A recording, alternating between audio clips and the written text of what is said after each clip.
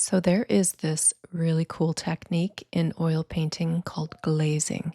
And essentially what we do is we do an underpainting in a monotone. So whether that's burnt umber in various tonal shades, we just use the one color and we do all of our darks and our midtones and our highlights using that one color. So I thought, I've never actually tried to do it in Photoshop. So I thought I would give it a go.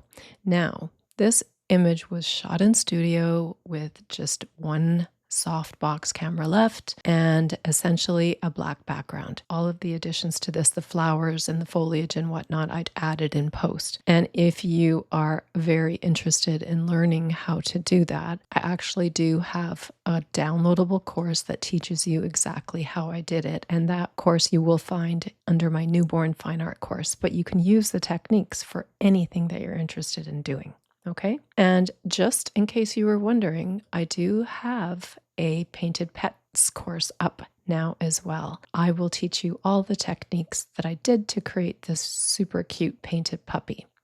Additionally, I did want to share that I also put up a new 2026 PNG set, and this one here just has some weeds, some ivy, some super cute bugs, a few little birds, and some sunflowers, all PNG, so that you can use them in different paintings that you might want to do like this, because adding these little elements in just makes things look so cute. In addition to that, I also have this brand new painted textures background, and these are actual painted strokes on them. I used this one and this one both combined to create this gorgeous little painting of this puppy. Okay, back to Photoshop. So I'm going to show you what I did here. Essentially, all I do is I use layers, and every single layer just has a soft light blend mode. And all you do is choose the color that you want for the particular area that you're working on. So I started with her hair, and I just used kind of like a goldish color, something like this, and using soft light blend mode, I painted it on. And then I added in the base greenery layer. Then I added in